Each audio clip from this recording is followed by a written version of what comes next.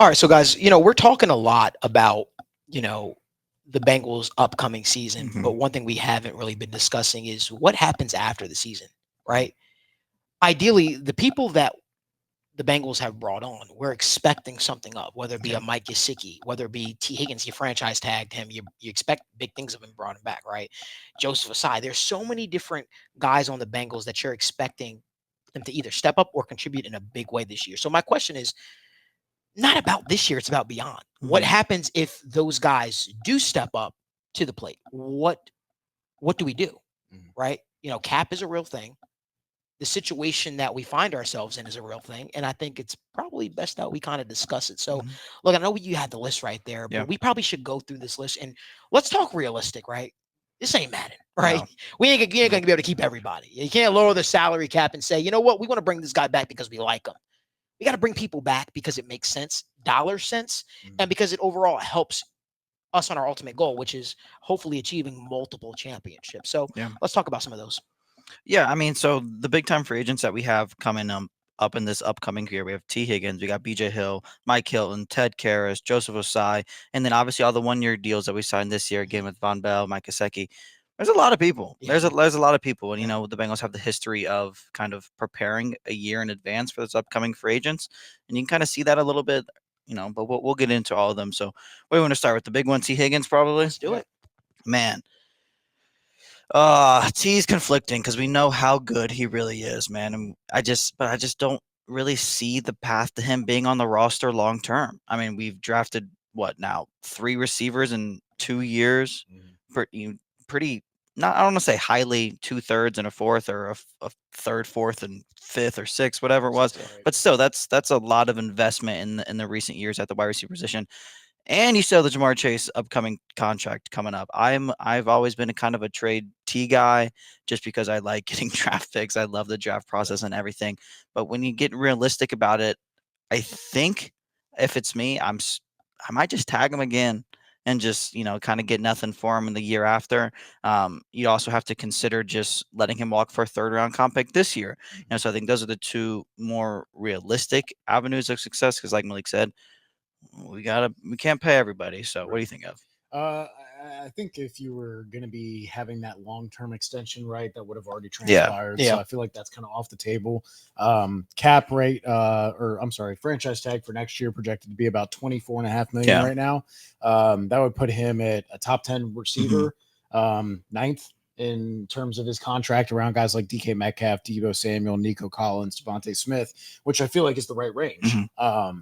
But clearly there's a little bit of a disconnect between the team and the agent Yeah. about whether or not that's the range he should fall in. Right. And like you said, you absolutely, I think the prudent move for the Bengals would be to tag him for another year, because then you're still paying him 24 million guaranteed, and then you're off the Hmm. hook for it.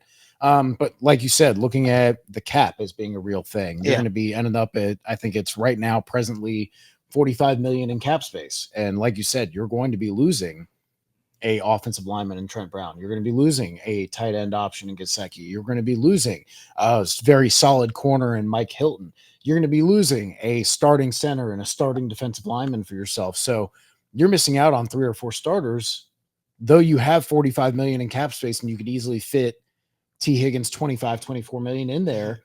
That could be 3 or 4 players that Yeah. you get for $7, $8 million a piece that could fill all of those spots that you're going to have. So that's where the tough part is for me, because as much as I love T and I think he is worth the money, like you said, the money, is it worth it for the overall health Yeah. of the roster? Right. And I think you're at a point right now where your heavy hitters are going to start costing more. So Absolutely. you've got to replenish. We talk about how there's cycles of every almost 3 years, right? For NFL, a lot of Mhm. NFL contracts are 2, 3, 4 years, right? We're kind of hitting that 3 year mark of, hey, Alex Kappa and Ted Karras and all these other mid-tier free agents, DJ Reader, that they hit on. That era is starting to come to a close, right? That Right. 3 year window is Right. coming to a close where, hey, you're gonna have to start looking at, hey, now we have tackles figured out. Yeah. Now we have wide receiver, quarterback. Where are we going to address these middle tier free agents, these 5, 8, $10 million guys that we can hit on that can be very solid starters for us. And I feel like that T. Higgins money is best spent that way. And I think, those middle tier free agents that we talked about that are all coming to an end. It feels so hard because we hit on those middle tier free agents, but that's where the good teams are built, by continuously and continuously and 100%. continuously hitting on these middle tier free agents and not just accepting, maybe they were great for us, now let's make them a higher paid free agent. Right. It's that, you have to stay your ground of, okay, let's just continue this cycle of nailing these, these middle tier free agents that can come in and make an impact and just continuously do it, because it only takes one bad contract to really screw a team over. 100%. We've seen it happen before, Yeah. right? We've seen teams, make the wrong decision, and I Von think that Miller? Von Miller, right? Yeah. You look at the Seattle Seahawks, Jamal Adams, right, Mhm. trading as much draft capital as they did, and from not even see the life of the contract anywhere close to it. Right. It's disappointing. So putting the roster together is an important part, but keeping the roster Mhm. competitive Mhm. is the true metric of a championship caliber roster. And I think we hit the nail on the head. If we, as much as we love T. Higgins and we're talking about um, his potential and him having a great year for us and keeping him back, I don't know if it makes sense that he has a long-term future with the roster. I do Yeah. agree with the notion about franchise tagging him. Mhm. You look at the wide receiver room that's expected to come out of this next upcoming draft class is not that strong. It's not as strong as this one was. And so when you look at it from that type of idea, you might be able to get a team that's willing to trade Yeah. some serious draft capital to keep a guy to bring in a guy like T. Higgins, because they might know, hey, you know what, this running back room, this wide receiver draft class might not be as strong. And I think similar to what we saw happen with the running back room that, this year, it could happen with the wide receiver market next year, where we see wide receivers who we know don't deserve, X amount of dollars get paid like they're a true number one wide receiver or an elite talent. The Mhm. fact of the matter is, for a roster like the Cincinnati Bengals, you can't justify paying two wide receivers 20 plus million. No. That's my thought process. Yeah, So you really just can't. But if we want to go to the defensive side of the ball now with, Sure. with BJ Hill, I think, again, we talked about how the Bengals kind of like to get ahead of their free agents, and we Yeah. kind of saw that this year. We drafted 2 defensive linemen in the first 4 rounds. You signed another one to a multi-year deal. The thing is, you got BJ Hill so effortlessly with the Billy Price trade. You got him on a team friendly deal when you signed him after that offseason. He's gonna be 30. With the history there already. Solid player, but I just, no. yeah, If they short, sweet, and weren't- to the point. No, like, I know the health was a concern, obviously, Yeah. for DJ Reader, but he was also a significantly better player Yes. than BJ Hill. I feel like it's safe to say. And if they weren't going to bring him back with how important he is to this team, even at a deal like he got with the Lions, Mhm. I definitely could see BJ Hill, rightfully so, trying to cash in on the booming interior defensive line market. And the 100%. Bengals just not being the right fit for that. Right. And I think the hope there is Chris Jenkins steps up. Yeah. Chris Jenkins is everything that who we expected him to be when we drafted him. So Yeah. It's going to be a theme with a lot of these guys yeah. where, again, you're talking about the life cycle of the NFL. When you start getting to 30, there are very few positions that you can continue to play at a high level, or 80, 90% of what your career high level was when you start hitting there, because then you just start to get injured more. You start to get dinged up and nicked up more. And if you're looking at playing for the playoffs, if you're looking for competing in the postseason, like, you've got to play an extra 3-4 games every time you're going into the playoffs every year. And that wears and tears your body down a little bit. We see it with running backs. We see it with a lot of different other positions too, where you're playing a lot of snaps, taking a lot of hits, linebacker, offensive line, like, it can wear you down. So that's something to definitely keep in mind with guys like Ted Karras, Mike Hilton, BJ Hill, all of them. Yeah, and there's not really too much else to say about BJ Hill if we're being honest. But the next thing we want to talk about is, I think has a lot to prove this year. A lot riding on him, and a lot of his performance next year is going to determine how we are talking about him in this free agency, and that's Joseph Ossai. And Malik, I know that's kind of one of your favorite guys, so I want you to start this one off. Favorite guys, yeah. Yep. 100%. Great guy. I'll say I think that everything rides on him this year. This is the one year where he's not dealing with injuries. That's what this coaching staff is preaching. This coaching staff is excited about him.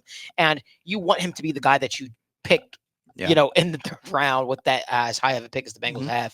You want him to finally develop, because if Joseph Ossai can develop and be that pass rush specialist that they drafted him to be, how far can this team go? Now we're talking, okay, you might have had just a one good year. No matter what, we know one thing's for sure in the National Football League: teams will always pay for production. Mm-hmm. They don't care how many years of production. And yeah, if you show that you can be productive in the National Football League, you could find yourself securing another contract. And so I think for Joseph Ossai, if he does have the year they're expecting to have, I think you have to start thinking with the mindset, what does life look like after Trey Hendrickson? Yeah. If he puts up those kind of numbers, or I'm not even numbers close to Trey Hendrickson, but if he at least puts up numbers that are respectable, where you're like, we can work with this and not just like 2 sacks or 3 sacks of the year, then I think we can start having conversations regarding his playing future. I think that honestly speaking, I mean, it's difficult to say, but like, it might even behoove him, being such a young player, to maybe sign a small deal to Yeah. prove himself again, like a 2-year deal, and re-enter the market, Mhm. versus, because you're not going to capitalize on what you think you can capitalize on after having 1 year of production after virtually Yeah. doing almost jack shit for the last couple of Yeah. years. You're just not going to have that type of production. true. So you have to play it smart, and hopefully he's being advised, you know, wisely, I would say, because you don't want to outprice yourself with some of these teams and come at them with an unrealistic number if you do have a pretty good season. No, I think you guys touched on it all really well right there. This is, the prime example of a player who, when he's 100% healthy and has the time to prepare and gets out on the field, he has been productive. But those times have been few and far between for various injuries and issues. Yeah, he is going to have to prove things, and it may, like you said, be a 1 year, 2 year prove it deal with someone, just to try and kind of recoup that value and prove, kind of a lot like maybe T. Higgins has to do right now, where it's like, hey, show us that you can be healthy and productive for Yeah. a long part of the season, and then we can talk more seriously about reaching the value of what you expect for your pay to be for your play, for your level of 100%. play. Yeah, the last guy we really want to touch on here was, one of the more fun, surprising, free agent signings that we've had in recent years, and that's Mike Hilton. Yeah. I was pretty surprised when we signed him, obviously coming from the Steelers, but he's got a very unique skill set. Very, very unique skill Very set. unique. Very fun player. But again, we seem to keep getting younger and younger and more athletic, especially in the secondary. But Ev, I know you're a big cornerback guy, Yeah. so take this one home. I think so much of this depends on how Dax and DJ Turner look at corner this year. I think we're all pretty content with Cam Taylor-Britt being that kind of maybe high-end cornerback too. If he continues to ascend on his upward trajectory and stay healthy, which is the big thing for him. But when he's on the field, we feel like he has the talent, the production. But if you end up with DJ Turner and Dax Hill, I've always said that I think Cam Taylor-Britt and Dax Hill would both profile as excellent slot corners. And we see Dax has kind of had a lot of success being closer to the line of scrimmage, being lined up in the box, covering tight ends, being a little bit of a blitzer like Mike Hilton has. I feel like if Dax Hill really shows that he can stick at corner for them and they feel good about it, that makes you feel a little bit better about 100%. maybe letting Mike Hilton leave.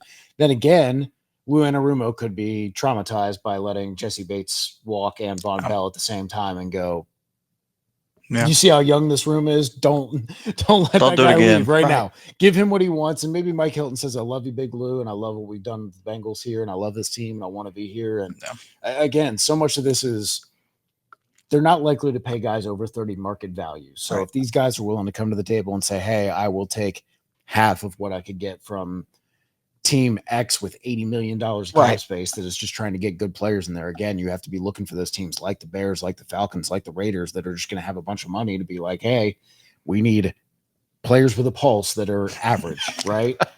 For sure. So those are the guys who are going to pay for guys like Ted Karras and overpay for guys like Mike Hilton, because they go, hey, we got a quarterback on a rookie contract. We don't care if we overpay you for 2 years, right? So those are the teams you're competing with. So there's going to have to be a little bit of incentive for these guys to maybe cede a little bit of ground when it comes to the 100%. contract for how much you might be looking for, or if you want guarantees into year 2, year 3 when you're It just has to make sense. Mhm. It just has to make sense, right?